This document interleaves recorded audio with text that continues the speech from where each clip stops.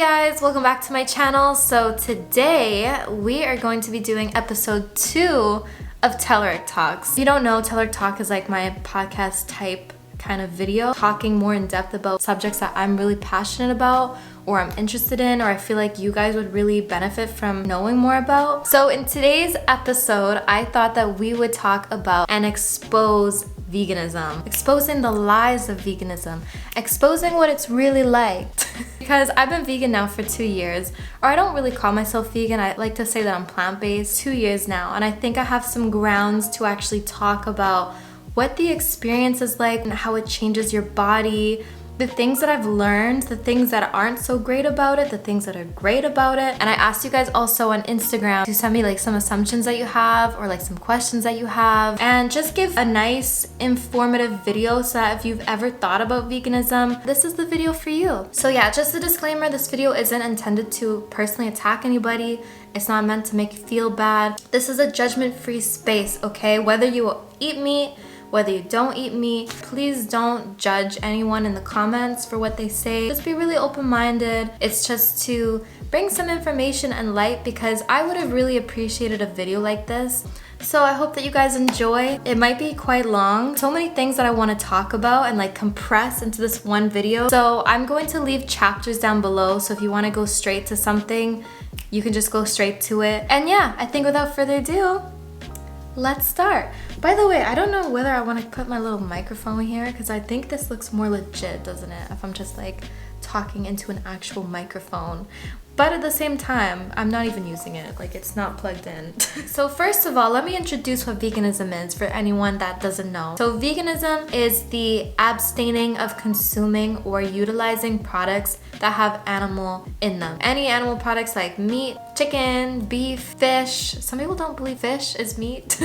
Eggs, dairy, honey, things like that, leather, and certain ingredients and makeup products. Trying to avoid contributing to animal suffering as much as possible. But that's not the only reason why you can go vegan. People also do it for health reasons, for environmental reasons. People also can consider themselves plant-based, which is what I personally consider myself, because I'm not perfect. Like, I try so hard to avoid animal products, but it's difficult. That's one of the things that's been the most struggling thing about being vegan, and I will explain that later on as the video goes on. So why did I go vegan? I never ever thought that I would go vegan. I always thought that vegans were just like irrational, sensitive, against nature, angry, bitter, like all these really negative words that mainly came from the media. I also too felt like veganism was really restrictive, and I felt bad for people who were vegan, because I'm like, you guys just don't eat anything that tastes good, like cheese,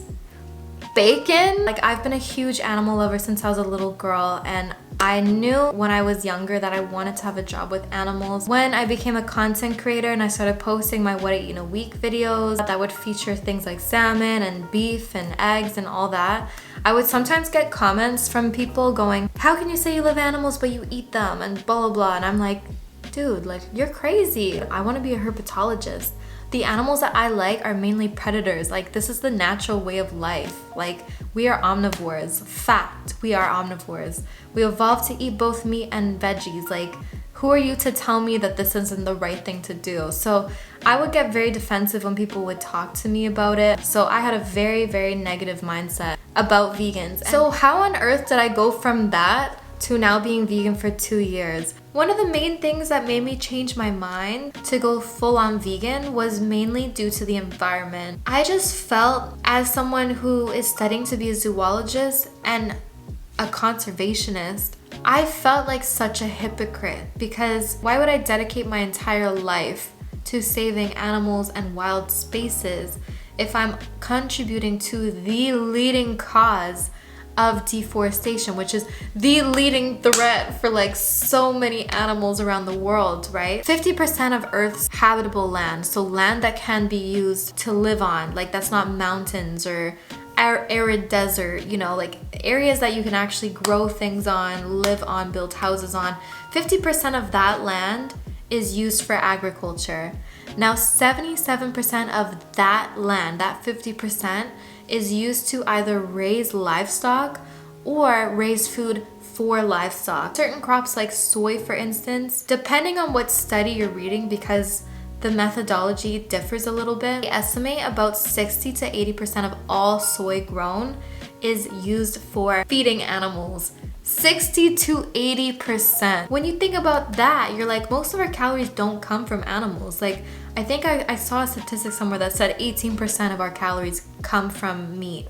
I don't know how true that is. I don't know where that's from. I'm gonna try to fact check that. And then when you look at habitat loss and deforestation, so like places in the Amazon rainforest, for instance, the top contender is to either make land to feed livestock or it's to raise livestock, because the demand is so high that we can't physically keep up with it. These figures might sound crazy, but around like 80 billion land animals, just land animals, we're not even talking about fish right now, 80 billion with a B, with a B, are killed every single year.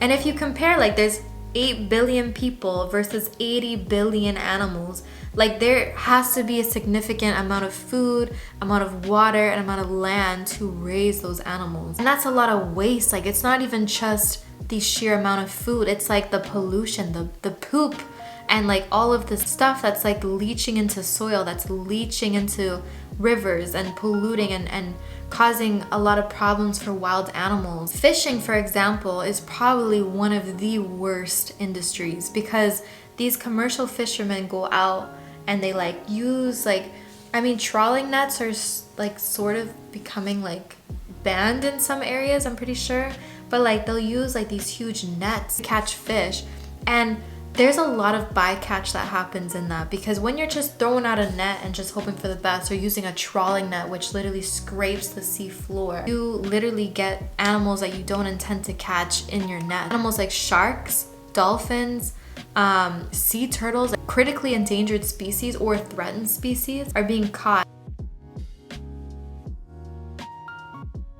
A lot of environmental issues, like just a lot of conflictions where I was like, okay, I can't do this. Like, I can't eat meat. I can't like support these industries anymore. If I'm going to talk the talk, I need to walk the walk. Like, why am I gonna sit here and tell anyone, let's save this species, let's save this environment, when supporting like the leading cause, right? And you might say to yourself, well, Megan, like, no one's perfect, like you're still taking airplanes to go travel, or you're driving your car. The biggest impact that you as an individual have on the environment is what you eat. It's more effective for you to stop eating meat and animal products than it is for you to carpool, for you to stop driving a car, for you to take your bike to work, for you to not go on as many trips. And there's a really great paper as well that came out from Oxford. They concluded, like from their research, that the most unsustainable vegan diet, which is, you know, if I ate avocados all the time, or like almonds, or I got things transported from different countries, that's actually more sustainable than the most sustainable meat eating diet. It wasn't really for like animal welfare. That didn't really come up until like I started watching Earthling Ed and like all these like vegan videos to keep me motivated, because in a second I'll tell you what it was like to actually become vegan. It was really hard. It was hard to stick to. And I would watch a lot of like videos to like keep me motivated, and he sort of introduced me more to like the animal side of it, the welfare side of it, and like all these things that I didn't know that they did. Like, for instance, you know, shrimp farms, they literally like make shrimp go blind, the female shrimp blind. They'll like ruin their eyes because the environment in which they're being raised isn't suitable for them to breed. So if they can't see where they are, they're more likely to breed. Things like baby chicks, for instance, are ground up alive. Like in the egg industry, the fact that like, you know, how empathetic cows are, and like how intelligent pigs are. And like, for example, my teacher was teaching us about this thing called compensatory growth. So it's a phenomenon, like a biological phenomenon, where if you have two animals, right, like two little baby animals, they're both born. Say if you feed this one animal a normal diet, both in terms of nutrients or in terms of the actual amount of food, this animal will grow at a certain rate. Whereas if this animal doesn't eat as much physically or doesn't eat nutritious food, it's not going to grow as fast. But there's a time period where this animal, if you start to reintroduce nutritious and good amounts of food, it will grow at such a rate that it will catch up with the animal that was eating normal the whole time.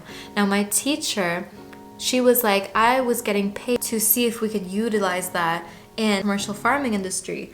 And I just remember when I heard that, I was like, there's no freaking way I am ever giving a penny willingly to any company again that profits from animals. Because why would you even think about starving a little pig?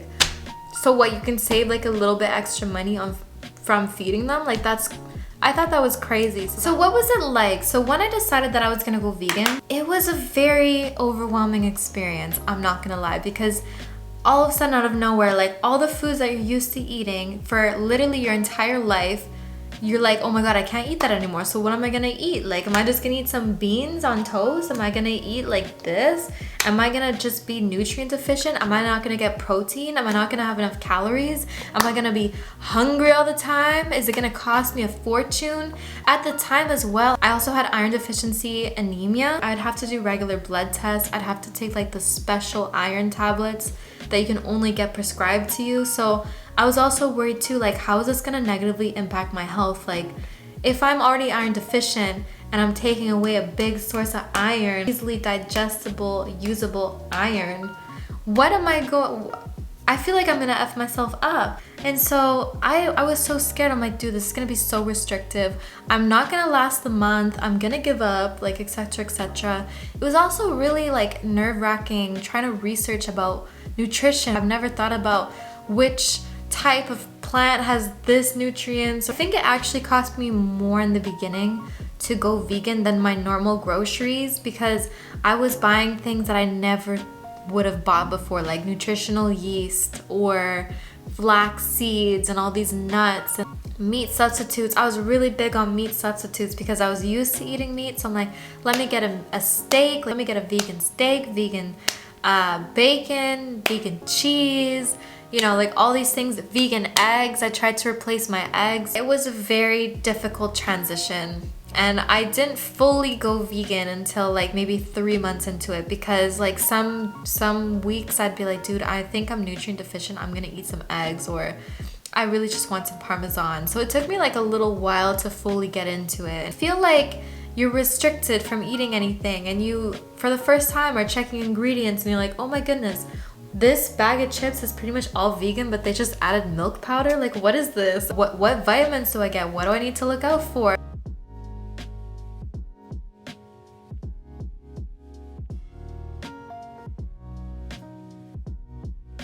Like the first month, I started getting like crazy anxiety, started feeling fatigued, I started feeling like I wasn't eating enough food, and like being a really big hypochondriac. I'm a huge hypochondriac. And the really annoying thing is, like, when you go vegan, you can start to blame every single symptom that comes up on veganism without critically thinking, wait, is it because I'm pulling all-nighters for school, the reason why I'm stressed or having anxiety? Is it because I'm really anxious about the outcome of my assignment or work, or am I having relationship problems or whatever? Like, there's so many different things that could be causing certain symptoms that you just automatically may blame it on veganism. So that's what sort of I did at first. I was like, dude, I'm becoming more anxious. I'm getting a lot of anxiety. I'm having panic attacks. Is it because I'm not eating meat? Is it because of this, because of that? But yeah, what was really interesting though was when I went vegan, it ended up being the opposite of expensive and the opposite of restrictive. Like, at that point in time, because I couldn't eat the foods that I was regularly eating, it was like the whole world was my oyster. And I just looked at so many different country cuisines, like India, Korea, and Japan. I'm like, let me just try it. Like, you know, let me try this Indian breakfast. Let me try this Asian breakfast. Let me do this. And it was so fun because it was like the most creative that I've been in the kitchen and cooking a lot and things like that.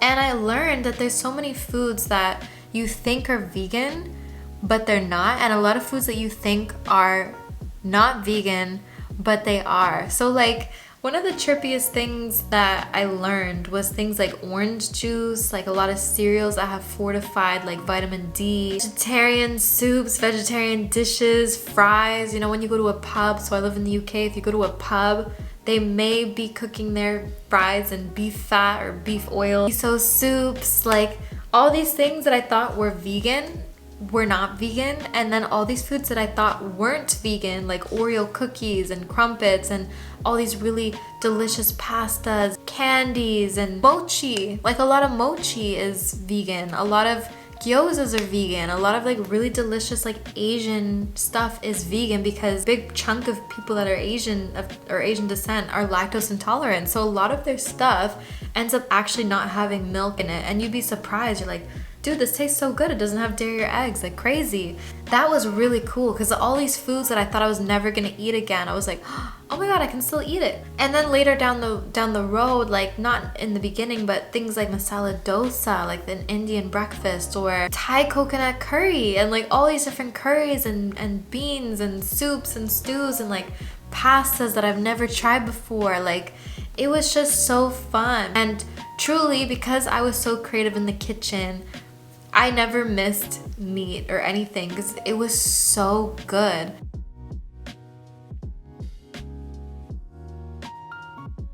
And I didn't feel like I was missing anything. If you're someone who doesn't like to cook, I think that actually could be detrimental because eating out vegan is pretty expensive, and eating a lot of processed foods like the fake meats and all that can be really expensive and add up over time. However, I do want to give a little tip if you are thinking about it.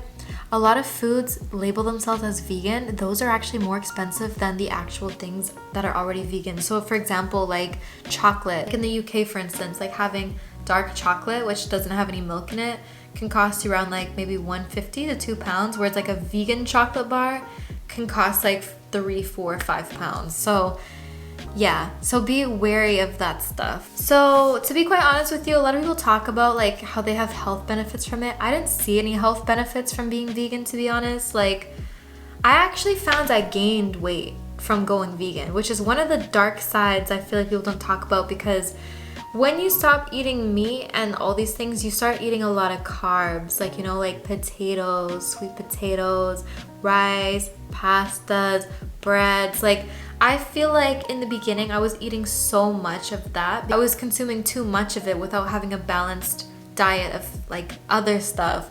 So I actually found I gained weight from going vegan. Like I didn't really feel like any energy boosts or anything like that. Like I didn't feel like all these things that people say that they feel.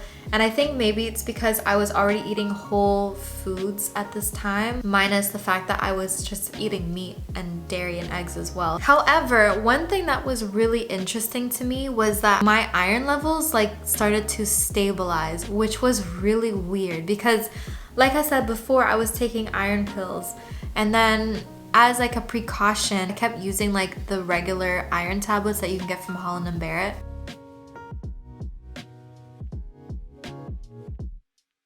I didn't really have as many issues with my iron levels. Like I'd go to the doctor and I'd get like my blood work and they were like, yeah, you're good, like you're fine. And it's because I think we don't often think that there are foods that inhibit iron absorption and foods that increase iron absorption. So because I was eating a lot of curries and a lot of like pastas with like lentils and beans and a lot of tomatoes, like vitamin C helps you absorb iron. If you add like cheese onto your pasta, calcium inhibits iron absorption. If you drink coffee in the morning, that inhibits iron absorption. So like I was learning all these things. Not to say that veganism is perfect. Like I still really struggle with getting all my nutrients. I still take a vitamin B12. I take zinc as well because for some reason, I'm just deficient in zinc. Like I don't eat foods that are high enough in zinc, so I do take a tablet for that. I also take a vitamin D tablet. I also take algae oil tablet, like to get your omega-3s. So a lot of tablets, unfortunately. For me, you can just take a multivitamin, but I like to just take the ones that I need. I feel like it's quite annoying to have to do that, but if you think about it, you're sort of just cutting out the middleman, because 99% of the products, animal products that you eat, if you live in the States, are from factory farms. If you're in the UK, the number goes to 70%. So most animals like pigs and chicken are supplemented with vitamin B12 because they don't go outside. They're not eating like grass from the ground, so they're not getting soil, which is where vitamin B12 comes from.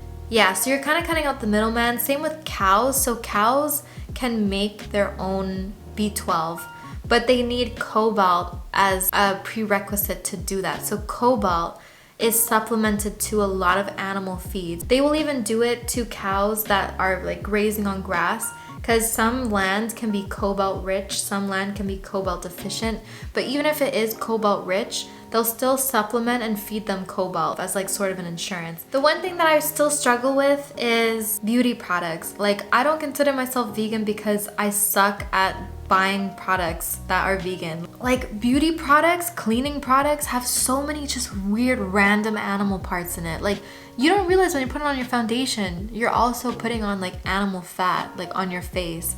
Or like if you're using shampoo with keratin in it, it has like animal hooves, animal horns, animal hair, because that's a form of keratin. Collagen comes from animals. Things like carmine, shellac, those come from literally crushing bugs and giving it to you, putting it in your lipsticks or like stuff like that. Squalene, I don't know how to pronounce it. Shark liver, that's in like a lot of beauty, like skincare products. I think like they have like synthetic squalene, just double check. But then there's things like in your perfume, have to Google it.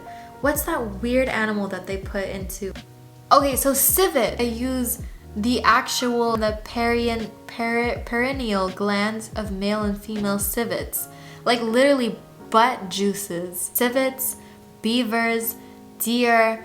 They'll also use ambergris, which is from sperm whales and pygmy sperm whales. That's in your perfume. Like, what the hell? Things like orange juice. You'd think orange juice would be safe. It has vitamin D fortified in it, or omega-3.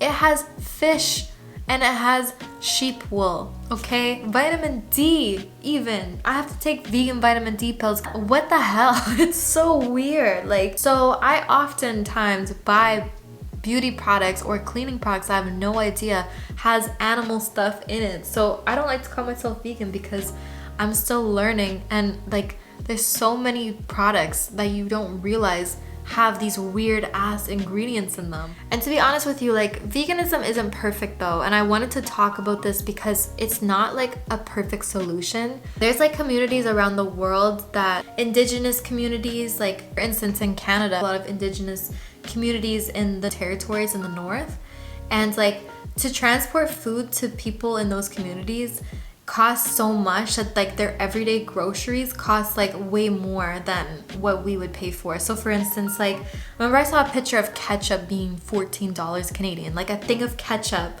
being $14. So like people in those communities live off the land and they hunt beluga whales, which are threatened with extinction, but like they do it in a sustainable way. Also, it's quite time consuming as well. Like in the beginning, when you're first learning how to eat and all about nutrition, like people who are the most poor like have the least time. So like somebody who is like living paycheck to paycheck, just like really struggling to make ends meet or like support their families, or they're just working all the time, like people like that would find going vegan quite a struggle because that's like the least of their concern. So I don't think it's realistic for everybody. I think for the majority of people living in the first world can go vegan if they choose to do so. But many people find like there's a lot of things that are inhibiting them from doing it. So maybe you were like me and you just thought vegans were crazy, or maybe you didn't know about the environmental aspects of it, or maybe you're worried about like your health. Like there's so many reasons why people may not do it. I wanted to talk about like some misconceptions and like some misinformation that I see a lot online. So number one, I remember there was this one comment I got that said, how on earth do you get your collagen? Like you're gonna look so old so early because you're not consuming collagen. There is actually no scientific evidence that collagen tablets and stuff like that actually work, because when you consume collagen, your body breaks it down. So it can't actually, it's not in the form of collagen once you start digesting it. Your body naturally produces collagen. Things like pumpkin seeds or like spinach, you know, things like that can increase collagen. So yeah, one thing that I often hear brought up is this whole notion of,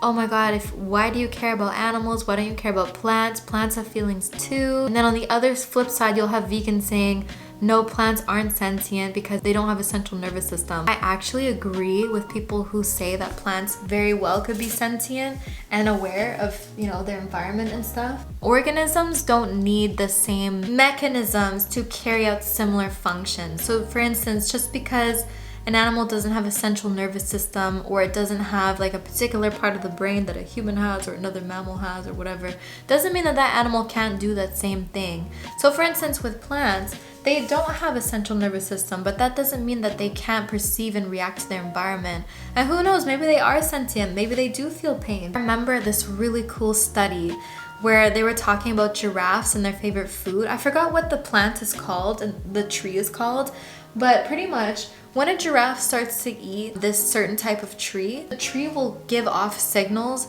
to other trees in the area that giraffes are eating it. So then those plants will start to produce this chemical called tannin, which is really bitter and doesn't taste good for the giraffes.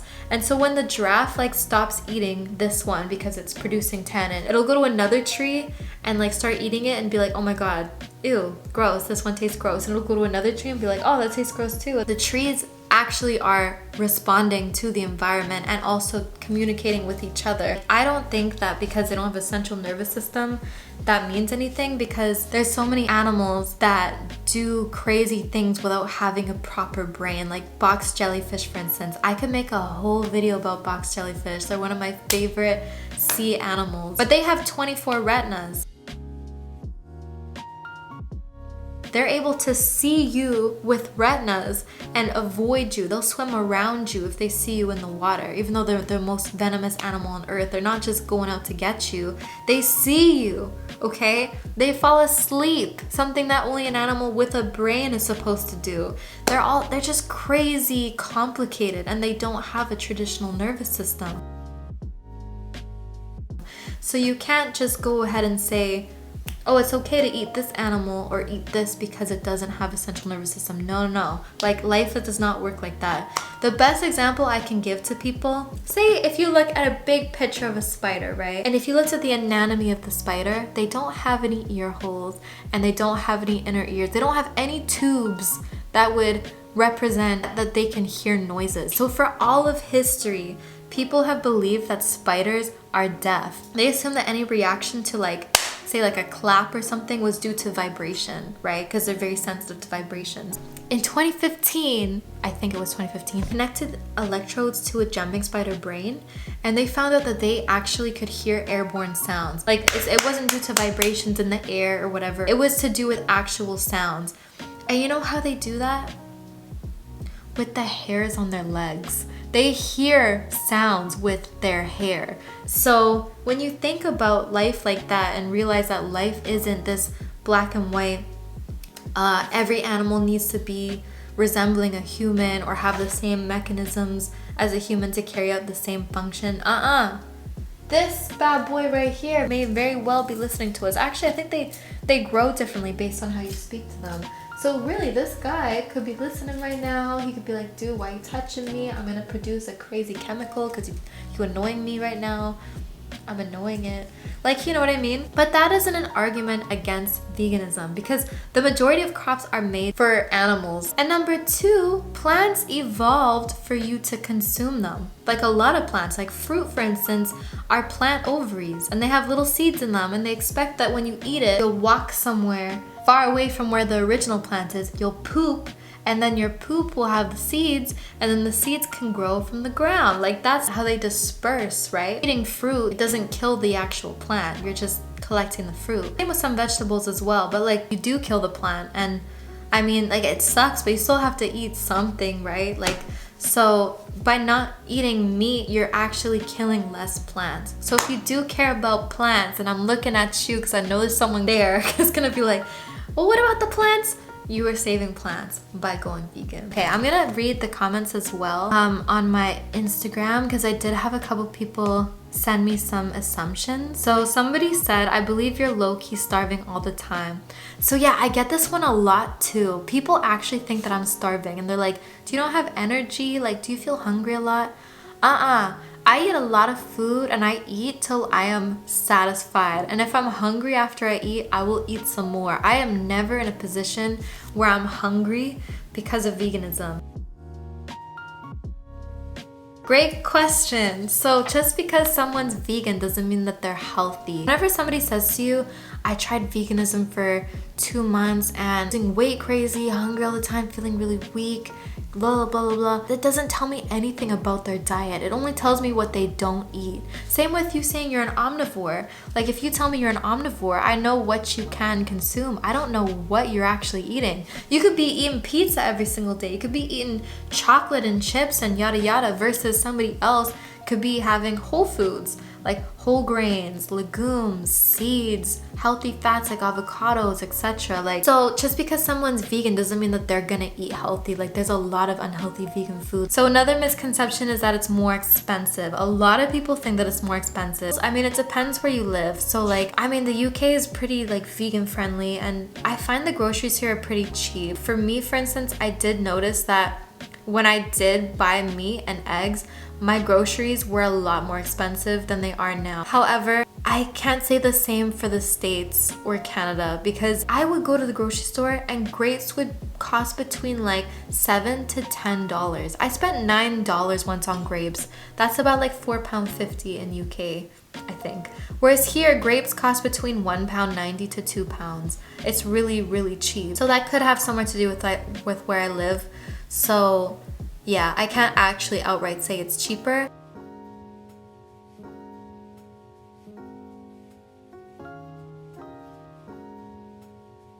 Okay, the other assumption is that it's hard to get protein. Dude, I always hear people talk about protein. It's always the thing that comes up. Protein is not hard to get on a vegan diet. Like, so many vegetables have protein. Like, vegetables that you don't even think of. Guys, I eat oatmeal for breakfast. I love having oatmeal mango. Oatmeal is so high in protein. Peanut butter. You got tofu. You have tempeh. You have beans. Also, too, people say like calcium, like they're worried they're gonna be calcium deficient. A lot of things have calcium in it, like leafy greens like broccoli, spinach. You got tofu, sesame seeds. It's actually fortified in a lot of stuff. So like if you go out and get nut milk, like oat milk or soy milk, etc., it will be pretty high in calcium because they add that in. They also add vitamin B12 too. It's not like hard to get calcium. Okay, somebody else assumes you get tummy and bathroom problems. Actually, because you're eating so much fiber on a vegan diet, your bowel movements become very frequent and very easy. Don't spend a lot of time in the bathroom if you get what I'm saying. And I'm not talking about myself because girls don't poop, okay? I'm talking about everyone else. Okay, another assumption is that it's hard to eat out with friends. The UK is pretty vegan friendly, so I don't think I have that problem. Every single restaurant in the UK pretty much has a vegan substitute because there are actually quite a lot of vegans here, and there's even more vegetarians. Ooh, here is a really good one. Hold on. Vegans judge meat eaters or try to convert them. This, oh my God. Like, I thought before I went vegan that vegans were annoying. It's people that eat meat that are annoying. Like, you don't know how many people like just interject their opinions onto you, which I feel like they're doing because they feel like you're judging them. So like they're trying to like get the judgment away from them, I think. But like, you don't even understand like how many times I'm like confronted about it. Like, I'd stopped now because I think people have realized it's not a fad, but in the beginning I get so many comments from people about my diet. Like, people are like, you're gonna die if you don't eat meat, or this is so stupid, like you're not gonna change the world, you're not gonna do anything, why would you do that, it's not natural, humans evolved to eat meat. And people just like interject their opinion. I mean, people are pretty respectful, but you do hear more from meat eaters. Like, I never bring it up. I don't like talking about it because I know people have opinions and I don't want to like make people feel like I'm judging them. But yeah, people have a lot to say. Advice for someone that wants to transfer to veganism. Okay, so my tips for somebody who actually wants to try it: just before you do anything, research as much as possible about nutrition, what foods you're gonna need to buy, what foods you're gonna need to eat. Maybe it's something that you can't fully transition to right away because you may not be able to afford it, or you may need to like slowly build up your pantry over time, like with all the different vegan nutritious stuff. So I'd say take it slow, like it's not a race. Once you cut out meat, like cutting out eggs and dairy is hard in itself, but it's not like so crazy as cutting out everything at the same time. Last but not least, how has veganism helped you mentally, physically, or spiritually? So I feel like I already talked about the physical and the mental. I didn't really experience like much changes, like I said, because I was already eating whole foods and quite clean before. I also felt I was more anxious in the beginning, which could have been just because I was dealing with trying to get into the master's program at the time, and very stressful. I feel like though mentally changed, my spirituality has changed. So like think before I unknowingly felt guilty about eating meat. Like I remember when I would see those comments on my videos of people like, why do you like say you love animals but you eat them? Like I did feel guilty about it. Like I just ate meat because it was normal. I didn't really think critically about it. I think that's maybe why I hated vegans so much, because like they were doing something that I subconsciously thought that I couldn't do. It's kind of like a weird thing, but I wasn't self-aware enough to realize that that's why I was feeling like that. But when I went vegan, I just remember feeling a lot of peace. It felt like I was actually aligning what I was doing with how I felt. Because I know, even though I don't feel like I'm doing that much for the world, I don't feel like my diet is so impactful that it's changed the entire world, you know? Like I'm just one person.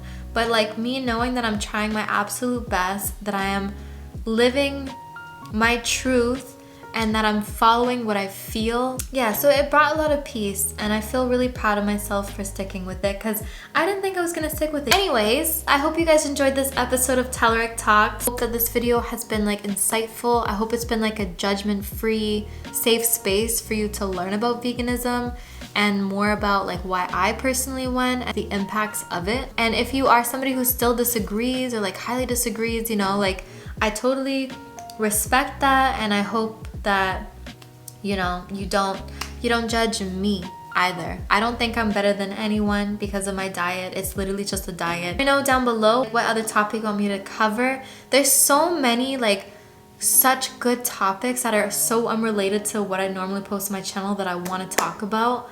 So maybe I can bring some of those up. It's more like science related and animal related that I think would be really interesting. But yeah, anyways, thank you guys so much for watching, and I'll see you next week for another video. My new posting day is Friday, so every Friday expect a video from me. If I can't post one week because of school, I will comment on the community post on my YouTube page as well as my Instagram and Twitter.